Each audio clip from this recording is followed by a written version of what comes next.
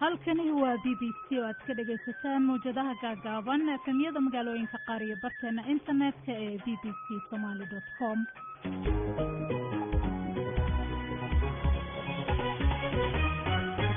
kulan wanaagsan dhegaystayaal, saacadda Afrikada Bari waa 2 duhurnimo. qodobadan idaacadeena idinkugu haynana waxaa ka mid ah heshiis nabadeed oo dhex maray dowladda Itoobiya iyo jabhadda ONLF. dadweynaha magaalada Jigjiga qaarkood ayaa fikirkooda arrintaasi ka dhibtay. fikirkayga waxaan aaminsanahay in gumci iyo asaasii dowladda Itoobiya iyo jabhadda ONLF ay iskula jireen in uu dhamaaday baan aaminsanahay.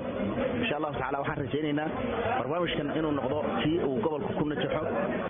olole ballaaran oo loogu jiro doorashada madaxtinimo ee maamul goboleedka Koonfur Galbeed iyo musharaxiin magaalada Baydhabo gaaray. booliiska Tanzania oo xiray maleeshiya looga shakisan yahay inay saldhigyo ka samaysanayaan dalka Mozambique.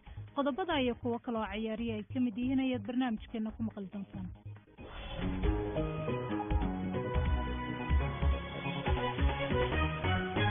soosaaraha barnaamijka waa Cabdulqaadir Yuusuf Cali, anigoo Faadimo Macalin Abuukar ayaa idiin soo jeedinaya. marka horese waxaad ku soo dhawaataan qodobada wararka caalamka iyo Firdowsa Maxamed Cilmi.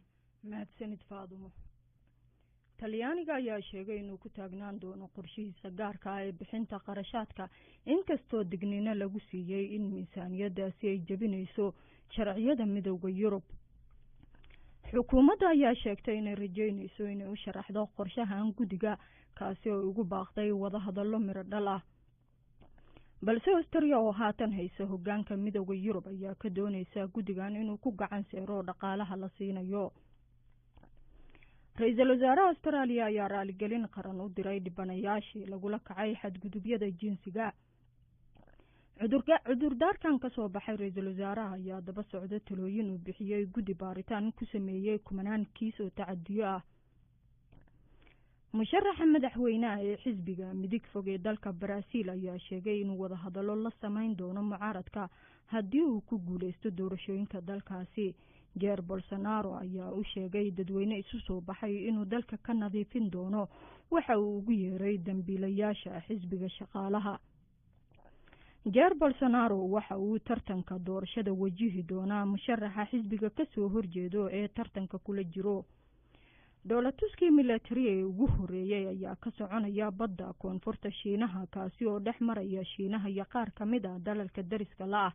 qaar ka mid ah dalalka ka qayb qaadanaya ayaa waxaa ka dhaxeeya muran dhulka ah, waxaana dowladtuskan looga gol leeyahay in looga fogaado murankaasi.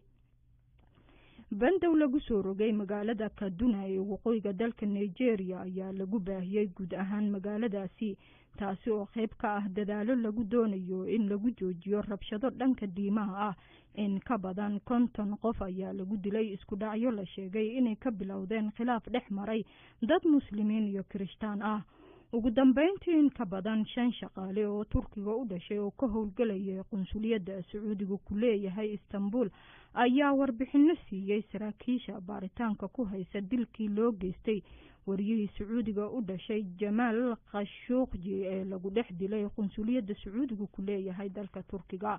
kolsii horeysay saraakiisha Sacuudiga ayaa waxa ay sheegeen in qoyska boqortooyada ay la hadleen wiil uu dhalay Jamal Khashoggi.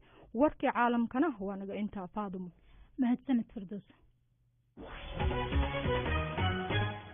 waa tahay dhegeystayaal, aan ku bilownay meelo badan oo caalamka ah ayaa laga soo dhaweeyey heshiiska nabadeed ee dhex maray dowladda Itoobiya iyo jabhadda ONLF kaasoo shalay ka dhacay magaalada Asmara ee caasimadda dalka Eritrea. heshiiskan ayaa soo afjaraya colaadda u dhaxaysa labada dhinac oo socotay 34 sano ee lasoo dhaafay. haddaba Ibraahim Maxamed Xuseen oo ahaa hogaamiyihii jabhaddii WSLF ee ka dagaalami jirtay deegaanka Soomaalida ayaa nuxurka heshiiskan uga warramay wariyaheena Cabdinaasir Sheekh Maxamed Xikam. heshiiskaas waxaan u arkaa inay tahay furso mustawa qaran ah oo muddo badan la sugayay. waxaan u arkaa in ay tahay furso ummadda Soomaaliyeed ee deegaanka degan oo rubco qarnigii u dambeeyay dagaal ku jirtay lagu soo gabagabeynayo mushkiladiisii. marka waxaan u arkaa inuu yahay heshiis aad iyo aad loogu baahnaa waana soo dhaweynaynaa. dhiig badan baa ku daatay dagaalkaas oona lafti waday mislada heshiiskani miisaankii dhibaatadii dhacday buu leeyahay. waxaan isleeyahay horta marka la fiiriyo heshiisku waktiga uu yimid iyo dadka lala gelaya intaba wuxuu heshiiskani imaanayaa waqti munaasaba oo Ethiopia isbedel ka dhacay la dhihi karo isbedelkii afraad weeye markii laga soo tiriyo Mililiga Haile Selassie iyo Mengistu iyo Mele Zenawi. isbedelkaas oo la dhihi karo waa isbedel doonis shacab shucuubta Ethiopia degan ka turjumaya in xisbi ama urur isbedelay aan ahayn isbedel shacab baa dhacay. marka waqtigu waa waqti munaasaba dawladuna waxaan isleeyahay waa dawlad munaasab ah oo dawladdu maanta Abiy Ahmed oo madaxda ka yahay waxay u muuqataa inay ahayn dawlad iyadu wax dadka u yeedhinaysa sidii dawladii hore ay sameyn jireen laakiin dawlad kule seen wuxuu wada qabsanaa seen u heshiinaa win-win situation wax la yiraahdo ama seen u wada guuleysanaa. marka waxaan isleeyahay heshiiskan inuu noqon doono ku ka fiican kuwa hore oo uu noqon doono heshiis waqti munaasaba iyo dawlad munaasaba lala. marka bal dhinaca kale haddaan fiirino khayraadkan badan ee waddanku leeyahay ee shidaalka ugu horeeyo maxay ka qaban karaan dawladda federaalka asal ahaanba xuquuqda kaga maqan deegaanka? runtii waxaan isleeyahay wadahadal kasta oo dhaca oo ONLF iyo dhexmara Ethiopia saddex qodob mar walba waxay noqonayaan waxa ugu horeeya laga hadlo waxaa kamid ah ka talinta waxaa kamid ah xuquuqda siyaasiga ah ee federaalka ku leeyahay nagaga maqan iyo qodobka u dambeeya oo ah khayraadka sida loo qaybsanayo gaar ahaan dhulka hoostiisa ku jira waxaad ogsoontahay gobolkeena shidaal aad weyn inuu ka jiro. marka waxaan isleeyahay chance waxaa jira jabhadda ONLF ka qaban karta wax badan shidaalka iyo weliba xuquuqda siyaasiga ee federaalka nagaga maqan. jabhadda ONLF طبعا heshiiskii way gashay maalmaha soo socdana waxay iman doonaan magaalada Addis Ababa iyo deegaanka guud ahaan bay magaalada Jigjiga. maxaa fursada oo ay haystaan xilligan ONLF maxaase caqabada oo laga yaabaa inuu ku yimaado hadday noqoto dhinaca bulshada ee dadka iyo dhinaca siyaasadaba? haddaan xagga fursada ka horeeyo waxaan dhihi kaasaan sheegay waqtiga munaasaba oo waqti dawlad isbedel ay dhacday oo furfurnaan badan Ethiopia ka jirtay kusoo hagaagayaan waxay kusoo hagaagayaan dawladda timid oo iyada lafteedu dawlad isbedel doon ah iyaduna fursad kale haystaan weeye. marka waxaan leeyahay horta fursad waxa u salaxan aad iyo aad u qiimo badan haddii ay marka aqriyaan sidaas waxaan isleeyahay wax weyn baa u hagaagi kara xagga fursada. caqabooyinka meesha yaala runtii marka koowaad inay iska ilaaliyaan sidii laga yaabo jabhado hore oo hadda dawladda la heshiiyey sida maalmahan aan arkayna isku dhac oo lafta iyo dawladda waxyaaba dhexmarmaray baa jira. marka isku dhacaas oo kale hadduu yimaado oo laga yaabo iyada federaalka arrintaas oo kale ay timaado waxay noqon kartaa caqabo. sidoo kale waxaan dhihi lahaa qof kasta oo markay dagaalamayeen kasoo horjeedsaday oo waddanka jooga in isagana ay iska ilaaliyaan inay isku dhacaan. ibraahim maxamed xuseen oo ahaa hogaamiyihii jabhadii WSLF ee ka dagaalami jirta deegaanka Soomaalida ayuu kaasi ahaa wuxuuna u waramayay wariyaheena Cabdinaasir Xikam. dhanka kale qaar ka mid ah shacabka Jigjiga ku nool ayaa sida ay u arkaan heshiiskan fikirkooda ka dhiibtay waana kuwan qaar ka mid ah. magacayga waxaa la yidhaha Ismaaciil Maxamed Cabdullaahi. fikirkayga waxaan aaminsanahay in gumci iyo rasaastii dawladda Ethiopia iyo jabhadda ONLF ay iskula jireen in uu dhammaaday baan aaminsanahay. insha allahu tacaala waxaan rajaynaynaa barnaamijkan inuu noqdo kii uu gobolka ku najaxo. deegaanka Soomaalidu wuxuu ahaa deegaanka Tigreega kor saaran buu ahaa. marka taas hadday dhammaatay wax kasta oo wada heshiis ah inuu soo gabagaboobay meel fiicanna uu maray baan aaminsanahay. bismillahi raxmaani raxiim. magacayga saddexan hodan aadan maxamed. waxaan u arkaa guul soo hoyatay maasha Allah aad baan ugu faraxsanahay jabhadda wadaniga xoreynta ogaadeen iyo in badan dhiigooda iyo dhacaankooda wadalka u huray in badanna maqnaa in badanna maxay ahayd dad ka tirsanaa iyagoo ay geeriyoodeen maanta waxay u geeriyoodeen ay guushoodii maanta hayaan alxamdulilaahi rabbil caalamiin baan leeyahay aad baan walaal ugu faraxsanahay. ONLF waxa looga fadhiyaa inay mas'uuliyad weyn shacabkan waxay u qabanayaan ay keenaan oo la arko waxay u qabanayaan baa looga fadhiyaa. bismillahi raxmaani raxiim. magacayga waxaa la yiraahdaa Cabdirasaaq Ibrahim Cadde. marka su'aashan ay weydiisay heshiiska ONLF iyo Ethiopia waa mid aan horta shakhsi ahaan aad aan ugu faraxsanahay sababtoo ah ururka ONLF oo urur muddo dheer soo halgamayay naf iyo maal loo soo horay. marka hadda waxaan aaminsanahay xilligii wuxuu raadinayay oo heli lahaa inay taagreed. xilligan Ethiopia-na waa xilli Ethiopia isbedel ka dhashay oo hogaamiye ma artay aad u fiican oo isbedelka ma artay ku wanaagsan oo Dr. Abiy Ahmed Ali wasiirka Ethiopia oo horseed ka yahay.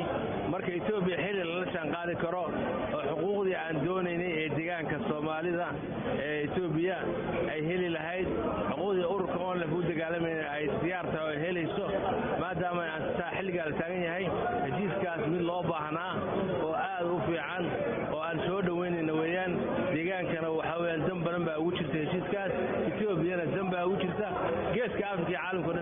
Djibouti magacaygu waa Farxaan Aadan Xuseen heshiiskan ay gaadheen ONLIF iyo Ethiopia waxaan arkaa heshiis caalami ah oo mid dhal leh taariikh ahaan in badan bay isdaba joogeen ay dilayeen ONLIF iyo Ethiopia marka waxaan u arkaa meeshii dil iyo wax lagu raadin lahaa wax kale wax lagu raadiyo wada hadal wax kasta lagu dhameeyo aragtidayda saas aan u qabaa marka waxaan isleeyahay in ay horumar iyo cadaalad iyo barwaaqo u sii doonto deegaanka iyo dalka. bismillaahi raxmaani raxiim magacayga saddexan ifraax daahir axmed baa la dhahaa fikirkeyga wallaahi aad baan ugu faraxsanahay jabhadda iyo Ethiopia heshiisay waan soo dhaweynaynaa alxamdulillahi rabbil caalamiin in badan baan sugaynay dad badan baa wallaahi ku dhintay carruur badan baa ku awoowday hooyooyin badan baa say u qaaday dad badan baa lagu waayay alxamdulillahi rabbil caalamiin haddii maanta wixii la raadinayay la helay. kuwaasina waxay ahaayeen qaar ka mid ah dadweynaha jigjiga ku nool oo iyagu fikirkooda ka dhiibanayay heshiiska ONLF iyo Ethiopia dhexmaray. dhegeystayaal kale ayaa iyaguna qodobkan ra'yigooda boggeena Facebook uga dhiibtay waxaana ka mid ah Ilhaan Cumar oo joogta Garowe waxa ay tiri waa wax lagu farxo heshiiska ONLF iyo Ethiopia kol haddii isbedelo ay dhaceen waxaa loo baahan yahay in la isla heshiiyo dowladda Ethiopia waxaa laga rabaa ay tiri inay dhageysato baahida iyo cabashada ay qabaan ururka iyo xuquuqdooda. Faysal Maxamed Bakaal oo Baydhabo joogan waxa uu yiri heshiiska ONLF iyo Ethiopia oo soo dhaweynaya waa in labada dhinac ay ka wada heshiiyaan sidii loo soo afjari lahaa colaadda ayaa uu leeyahay. waa hagaag dhegeystayaal haatana Baydhabo waxaa meel sare maraya ololaha siyaasadeed ee loogu jiro doorashada madaxtinimada maamul goboleedka Koonfur Galbeed oo lagu wado inay dhacdo 17 bisha November ee fooda inagu soo haysta waxaana magaalada Baydhabo ku sii qulqulaya musharaxiin u taagan doorashadaasi. wariyeena magaalada Muqdisho Ibraahim Maxamed Aadan ayaan goordhow arintaasi ka wareystay. magaalada Baydhabo waxaa maalmihii ugu dambeeyay tagayay siyaasiyiin caan ka ah deegaanada Koonfur Galbeed kuwaasoo doonaya inay isu sharaxaan qaarkoodna ayba isu sharaxeen xilka madaxweynenimada Koonfur Galbeed doorashadiisa oo la filayo inay dhacdo 17 bisha soo socota ee November. horey baarlamaanka Koonfur Galbeed wuxuu u magacaabay guddiga doorashooyinka oo ka kooban 27 xubnood oo 5 kamid ah ay dumar yihiin waxaa laga filayaa inay goordhow bilaabaan shuruudaha iyo qaabka ay doorashadu u dhacayso inay soo saaraan. maanta waxaa Baydhabo gaaray mid kamid ah dadka la filaya inay isu sharaxaan xilkaasi. horey qaarkood murashaxnimadooda way u cadeeyeen qaar kale waxaa la filayaa in maalmaha soo socda ay ku dhawaaqaan. sidoo kale madaxweynaha xilka haya hadda Shariif Xasan Sheekh Aadan ayaa isna la filaya in uu xilkaasi u tartamo waxaana murashaxiinta la saadaalinaya inay tartankaasi ka qayb galaan ay kor u dhaafayaan ilaa 12 murashax. aakhirka waxaa la ogaan doonaa cidda shuruudaha guddigu ay soo bandhigaan buuxisa ee tartankaasi ka qayb gasho waxaana ku jira siyaasiyiin caana. madaxweynaha hadda talada hayana waxaa la filaya inuu tartan adag kala kulmo xubnahaasi. Baydhabo oo dhanna saameynta xiisada siyaasadeed ee magaalada ka jirta way ka muuqataa. hoteelada waxaa degan wufuud kala duwan oo meelo kala duwan ka kala timid kuwaasoo u kala ololeynaya xubnaha tartami doona.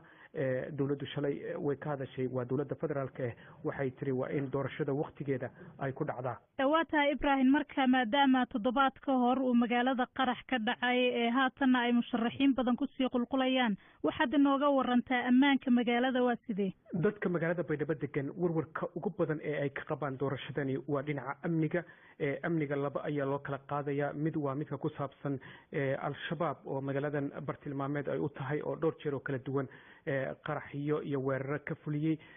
toddobaadyadii ugu dambeeyay waxay weerarayeen kontaroolada waaweyn ee magaalada laga soo gala gaar ahaan Daynunay oo ay weerareen Goof Guduud oo ay weerareen.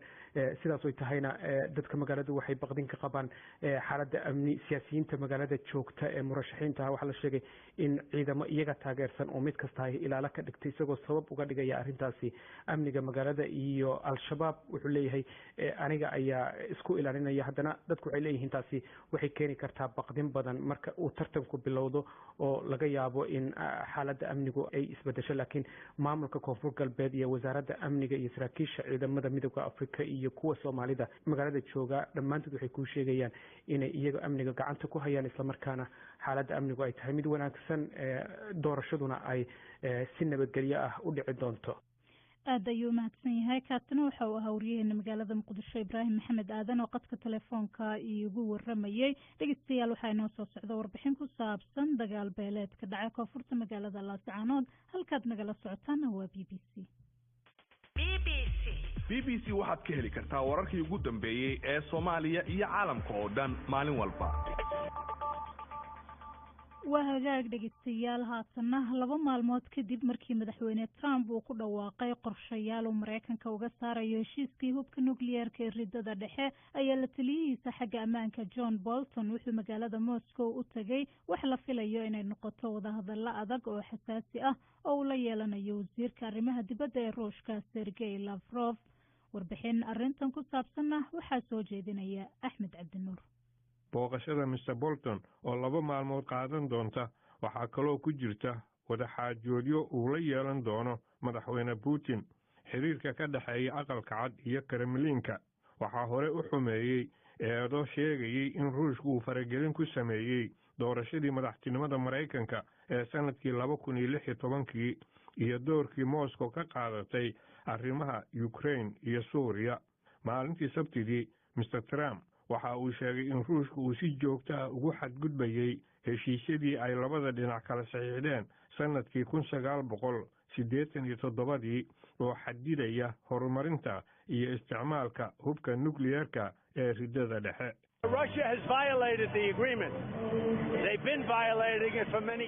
ruushku waa uu jabiyey heshiiska sanado badan ayay jabinayeen mana garanayno sababta uu madaxweyne Obama ula gorgortami waayey ama uu uga bixi waayey. uma ogolaan doono inay jabiyaan heshiis ku saabsan nukliyeer annagu dhinacayaga kama aanu bixin laakiin nasiib darro waa ruushka cidda ixtiraami weyday heshiiskan markaas annaguna iminka waa aanu ka baxaynaa heshiiska. codkaasina warbixintii Axmed Cabdinuur ayuu ugu dambeeyay. haatana koonfurta magaalada Laascaanood ayaa waxaa lagu soo waramayaa inuu ka bilowday dagaal u dhexeeya beelo halkaasi wada degan. dagaalka ayaa la sheegay inuu kusoo laalaabtay halkaasi sida uu goor dhoweyd noogu soo waramay wariyaha BBC-da ee Hargeysa Axmed Saciid Cige. deegaanka loo yaqaano Dhumay oo qiyaasii 45 kiiloomitir dhinaca koonfur galbeed ka xiga magaalada Laascaanood ayaa mar kale uu maanta ka qarxay dagaal soo noqnoqday oo u dhaxeeya 2 beelood oo wada dega jiidaasi hawdka.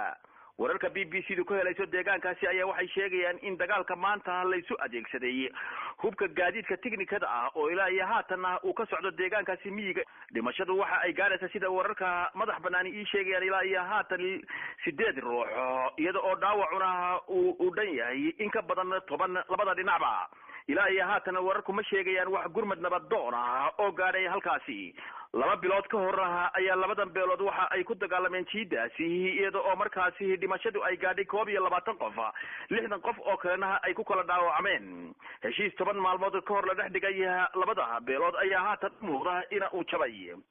gudoomiyaha baarlamaanka Soomaaliland Baashe Maxamed Faarax oo hogaaminayay erigo markaasi heshiiskaasi dhex dhigtay labada beelood oo maalmo ka hor ka soo noqday magaalada Laascaanood ayaa wuxuu ku tilmaamay dagaalkan maanta dib u qorxay nasiib darro isagoo ugu baaqay labada beelood in ay heshiiska ay dhaqangeliyaan xabadana ay joojiyaan. labada beelood oo wada dega gobolkaasi Sool dhinaciisa koonfureed ayaa dagaaladaasi soo noqnoqday ay u dhaxeeyeen tan iyo 2004 iyada oo dad fara badan ay ku kala dhinteen kula dhaawacmeen. Axmed Saciid Cige BBC Hargeysa. Axmed Saciid Cige aad ayuu u mahadsan yahay warbixintaasi noo soo jeedinaya dhegeystayaal. saacadda geeska Afrikada bari waxa ay haatan tilmaamaysaa 2:18 daqiiqo ah.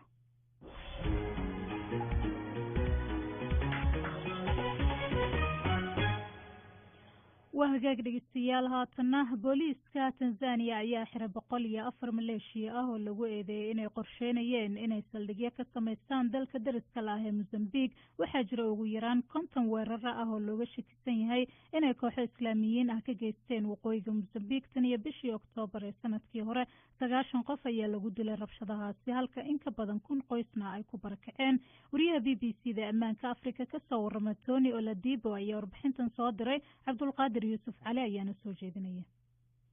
booliska dalka Tanzania ayaa sheegaya in dagaalyahanadani ay soo qabteen xilli dhowaan taamba koonfurta iyo bariga waddanka ay ka wadeen howlgal amni. waxay intaasi ku dareen in dagaalyahanadani ay u socdeen gudaha dalka Mozambique si ay ugu biiraan ururada weerarada ka geysta dalkaasi. bishii Janaayo ee sanadkan booliska ayaa waxa ay xireen 60 dhalinyaro oo da'yar ah kuwaasi oo laga qabtay soodinta dhanka koonfurta waddanka. soodinta Mozambique ay la wadaagto dalkaasi Tanzania ayaa waxaa hareeyay khalalaaso sanadkii ugu dambeeyay kooxda ka dambeysay weerarada ka dhaca dalkaasi ayaana soo saarin warbixin muujinaysa inay iyaga ka dambeeyeen weerarka. dadka degan deegaanadu ay dhibaatada ka jirto ayaa sheegaya in weeraryahanada ay ka mid yihiin dad ka soo jeeda bariga iyo bartamaha Afrika, kuwaasi oo intooda badan bulshooyinka ku dhaqan deegaankan ku khasbo inay ku dhaqmaan shariicada Islaamka. dowladda Mozambique ayaa sheegaysa inay tallaabo adag ka qaadayso dadka ka dambeeya weeraradaasi.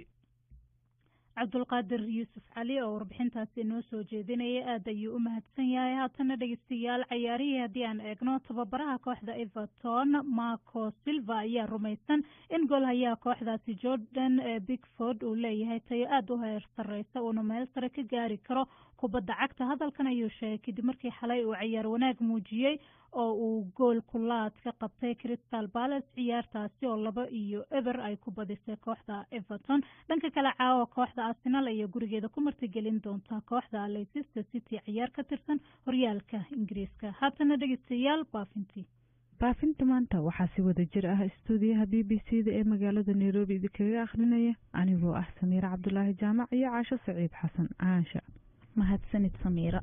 baafinta ugu horeysa maanta waxay naga soo gaartay Sacdiye Cilmi Nuur oo joogta Beledweyne. waxay baafinaysaa Axmed Xuseen Warsame waxa ugu wardambeysay isagoo ku sugan Yemen 2014. haddaba haddii uuna maqlay Axmed Xuseen Warsame ama bay jirto cid garanaysa fadlan warkiisa hala gaarsiiyo Sacdiye Cilmi iyadoo wixii waraa loo sii marin karo xafiiska baafinta bisha cas ay ku leedahay Beledweyne. hodan daahir salaad oo joogta Beledweyne waxa ay baafinaysaa Cabdi daahir salaad waxa ugu wardambeysay isagoo ku sugan dalka Itoobiya sanadii 2012. haddaba haddii uu maqlayo Cabdi daahir salaad ama ay jirto cid garanaysa fadlan warkiisa hala gaarsiiyo hodan daahir salaad iyadoo wixii waraa loo sii marin karo xafiiska baafinta bisha cas ee ku leedahay Beledweyne. Shariifo Cabdulaahi Muuse oo joogto Beledweyne waxay baafinaysaa Cadar Cabdulaahi Muuse waxa ugu wardambeysay iyadoo ku sugan dalka Uganda 2013. haddaba haddii aynu maqlaysaa Cadar Cabdulaahi Muuse ama bay jirto cid garanaysa fadlan warkeeda hala gaarsiiyo Shariifo Cabdulaahi Muuse iyadoo wixii waraa loo sii marin karo xafiiska baafinta bisha cas ee ku leedahay Beledweyne. sharma arke aadan Ibraahim oo jooga Beledweyne waxa uu baafinayaa Daahir aadan Ibraahim waxa ugu wardambeysay isagoo ku sugan dalka Yemen sanadii 2016. haddaba haddii uu maqlayo Daahir aadan Ibraahim ama way jirto cid garanaysa fadlan warkiisa hala gaarsiiyo sharma arke aadan Ibraahim iyadoo wixii waraa loo sii marin karo xafiiska baafinta bisha cas ee ku leedahay Beledweyne. luul cumar xasan oo joogto magaalada Muqdisho waxay baafinaysaa maxamed xasan bare waxa ugu wardambeysay 1990. haddaba haddii uu maqlayo maxamed xasan bare ama way jirto cid garanaysa fadlan warkeeda hala gaarsiiyo luul xasan bare iyadoo wixii waraa loo sii marin karo xafiiska baafinta bisha cas ee ku leedahay magaalada Muqdisho. asad axmed siyaad oo jooga Beledweyne waxa uu baafinayaa cali axmed siyaad waxa ugu wardambeysay isagoo ku sugan dalka Koonfur Afrika sanadii 2002. haddaba haddii uu maqlayo cali axmed siyaad ama ay jirto cid garanaysa fadlan warkiisa hala gaarsiiyo asad axmed siyaad iyadoo wixii waraa loo sii marin karo xafiiska baafinta bisha cas ay ku leedahay Beledweyne. Maryan Abuukar Macalin oo joogta Muqdisho waxay baafinaysaa Qaasim Nuur Macaw waxa ugu wardambeysay isagoo ku sugan Mozambique 1990. haddaba haddii uu maqlayo Qaasim Nuur ama bay jirto cid garanaysa fadlan warkiisa hala gaarsiiyo Maryan Abuukar iyadoo wixii waraa loo sii marin karo xafiiska baafinta bisha cas ay ku leedahay magaalada Muqdisho. Maryan Nuur Cali oo joogta Beledweyne waxa ay baafinaysaa Cabdi Calin Axmed waxa ugu wardambeysay isagoo ku sugan dalka Suudaan sanadii 2016. haddaba haddii uu maqlayo Cabdi Cali Axmed ama bay jirto cid garanaysa fadlan warkiisa hala gaarsiiyo Maryan Nuur Cali iyadoo wixii waraa loo sii marin karo xafiiska baafinta bisha cas ay ku leedahay Beledweyne. xasan macalin yuusuf oo jooga Muqdisho waxa uu baafinayaa Isaaq Macalin Yuusuf waxa ugu wardambeysay isagoo ku sugan dalka Sacuudiga 2014. haddaba haddii uu maqlayo Isaaq Macalin Yuusuf ama way jirto cid garanaysa fadlan warkiisa hala gaarsiiyo Xasan Macalin iyadoo wixii waraa loo sii marin karo xafiiska baafinta bisha cas ee ku leedahay magaalada Muqdisho. Aaba Xasan Cabdi oo jooga xirada qaxootiga ee Dhagaxley waxa uu baafinayaa wiilkiisa Zakariya Cabdi Xasan oo 14 jir ah waxa ugu wardambeysay 9kii bishii 9aad. haddaba cid alaaliye cid aragtaa waxa si naxariis leh looga codsanayaa inay ku soo hagaajiyaan xafiiska baafinta bisha cas ee ku leedahay xirada qaxootiga ee Dhagaxley. mako isaaq abuukar oo joogta muqdisho waxay baafinaysaa ibraahim isaaq abuukar waxaa ugu wardambeysay 1992 haddaba haddii uuna maqlay ibraahim isaaq amabay jirto cid garanaysa fadlan warkiisa hala gaarsiiyo mako isaaq iyadoo wixii waraa loo sii marin karo xafiiska baafinta bisha cas ay ku leedahay magaalada muqdisho ama taleefanka lambarkiisu uu yahay eber 62 cilmi cabdiraxmaan cusmaan oo jooga beledweyne waxa uu baafinayaa salaad cabdiraxmaan cusmaan waxa ugu wardambeysay isagoo ku sugan dalka Austria sanadii 2013 haddaba haddii uuna maqlayo salaad cabdiraxmaan cusmaan ama way jirto cid garanaysa fadlan warkiisa hala gaarsiiyo cilmi cabdiraxmaan cusmaan iyadoo wixii waraa loo sii marin karo xafiiska baafinta bisha cas ay ku leedahay beledweyne yuusuf cilmi abtidoon oo jooga muqdisho waxa uu baafinayaa cayduruus cilmi abtidoon waxaa ugu wardambeysay isagoo ku sugan dalka sacuudiga 2000 haddaba haddii uuna maqlayo cayduruus ama bay jirto cid garanaysa fadlan warkiisa la gaarsiiyo yuusuf cilmi iyadoo wixii waraa loo sii marin karo xafiiska baafinta bisha cas ay ku leedahay magaalada muqdisho maxamed cabdulaahi faarax oo jooga beledweyne waxa uu baafinayaa xasan cabdulaahi faarax waxa ugu wardambeysay sanadii 2016 haddaba haddii uuna maqlayo xasan cabdulaahi faarax amaba ay jirto cid garanaysa fadlan warkiisa hala gaarsiiyo maxamed cabdulaahi faarax iyadoo wixii waraa loo sii marin karo xafiiska baafinta bisha cas ay ku leedahay beledweyne xareedo cumar cusmaan oo joogto muqdisho waxay baafinaysaa khadiijo cumar cusmaan waxa ugu wardambeysay iyadoo ku sugan dalka masar 2007 haddaba haddii ayna maqlayso khadiijo cumar ama bay jirto cid garanaysa fadlan warkeeda hala gaarsiiyo xareedo cumar iyadoo wixii waraa loo sii marin karo xafiiska baafinta bisha cas ay ku leedahay magaalada muqdisho ama taleefanka lambarkiisu yahay eber 63355239 saciide cali axmed oo joogta beledweyne waxa ay baafinaysaa axmed cali axmed waxa uu wardambeysay isagoo ku sugan dalka Liibiya sanadii 2016 haddaba haddii uuna maqlayo axmed cali axmed amaba ay jirto cid garanaysa fadlan warkiisa hala gaarsiiyo saciide cali axmed iyadoo wixii waraa loo sii marin karo xafiiska baafinta bisha cas ay ku leedahay beledweyne xaawo macalin axmed oo joogta muqdisho waxay baafinaysaa xasan macalin axmed waxa uu wardambeysay sanadkii 1990 haddaba haddii uuna maqlayo xasan macalin axmed ama bay jirto cid garanaysa fadlan warkiisa hala gaarsiiyo xaawo macalin axmed iyadoo wixii waraa loo sii marin karo xafiiska baafinta bisha cas ay ku leedahay magaalada muqdisho fardowso cabdiwahaab ibraahim oo joogta beledweyne waxa ay baafinaysaa idil cabdi ciise waxa ugu wardambeysay iyadoo ku sugan dalka Faransa sanadii 2015 haddaba haddii ayna maqlayso idil cabdi ciise ama bay jirto cid garanaysa fadlan warkeeda hala gaarsiiyo fardowso cabdiwahaab ibraahim iyadoo wixii waraa loo sii marin karo xafiiska baafinta bisha cas ay ku leedahay beledweyne maana aweys maxamed oo joogta muqdisho waxay baafinaysaa maxamed aweys maxamed waxa ugu wardambeysay isagoo ku sugan Yemen 2014 haddaba haddii uuna maqlayo maxamed aweys ama bay jirto cid garanaysa fadlan warkiisa hala gaarsiiyo maana aweys iyadoo wixii waraa loo sii marin karo xafiiska baafinta bisha cas ay ku leedahay magaalada muqdisho madiino macalin muumin oo joogta beledweyne waxa ay baafinaysaa daahir cusmaan deeriye waxa ugu wardambeysay isagoo ku sugan dalka Talyaaniga sanadii 2012 haddaba haddii uu maqlayo daahir cusmaan deeriye ama bay jirto cid garanaysa fadlan warkiisa hala gaarsiiyo madiino macalin muumin iyadoo wixii waraa loo sii marin karo xafiiska baafinta bisha cas ay ku leedahay beledweyne maryan ibraahim cusmaan oo joogto muqdisho waxay baafinaysaa axmed ibraahim cusmaan waxa ugu wardambeysay sanadka 1991 haddaba haddii uuna maqlayo axmed ibraahim cusmaan ama bay jirto cid garanaysa fadlan warkiisa la gaarsiiyo maryam ibraahim iyadoo wixii waraa loo sii marin karo xafiiska baafinta bisha cas ay ku leedahay magaalada muqdisho ama taleefanka lambarkiisu uu yahay eber 68847172 siyaad cabdi shire oo jooga beledweyne waxa uu baafinayaa cabdisalaam siyaad cabdi waxa ugu wardambeysay isagoo ku sugan dalka Liibiya sanadii 2012 haddaba haddii uuna maqlayo cabdisalaam siyaad cabdi amaba ay jirto cid garanaysa fadlan warkiisa hala gaarsiiyo siyaad cabdi shire iyadoo wixii waraa loo sii marin karo xafiiska baafinta bisha cas ay ku leedahay beledweyne shukri cabdirasaaq faarax oo joogto beledweyne waxay baafinaysaa mustaf barre geedi waxa ugu wardambeysay isagoo ku sugan Kenya 2014 haddaba haddii uuna maqlayo mustaf ama bay jirto cid garanaysa fadlan warkiisa soo gaarsiiyo xafiiska baafinta bisha cas ay ku leedahay magaalada muqdisho. maxamed axmed saciid oo jooga beledweyne waxa uu baafinayaa saadaq maxamed axmed waxa ugu hordambeysay isagoo ku sugan dalka Ghana sanadii 2011 haddaba haddii uuna maqlayo saadaq maxamed axmed amaba ay jirto cid garanaysa fadlan warkiisa hala gaarsiiyo maxamed axmed saciid iyadoo wixii wara loo sii marin karo xafiiska baafinta bisha cas ee ku leedahay beledweyne. baafinta ugu dambeysana maanta waxay naga soo gaartay kaaho cabdirasaaq maxamed oo joogta beledweyne waxay baafinaysaa bashiir ibraahim siyaad waxa ugu wardambeysay sanadkii 2014 haddaba haddii uuna maqlayo bashiir ama way jirto cid garanaysa fadlan warkiisa hala gaarsiiyo kaaho cabdirasaaq iyadoo wixii wara loo sii marin karo xafiiska baafinta bisha cas ee ku leedahay magaalada muqdisho. baafintina maanta waa naga intaas. waa hagaag dhegeystayaal baafintaasi intaanu kaga gudubno waxay ugu dambeysay idaacadeena duurnimo cidii ay dhaafto waxa ay dib uga dhageysan karaan boggeena bbcsomali.com tan iyo 5 galabnimo. nabadgelyo.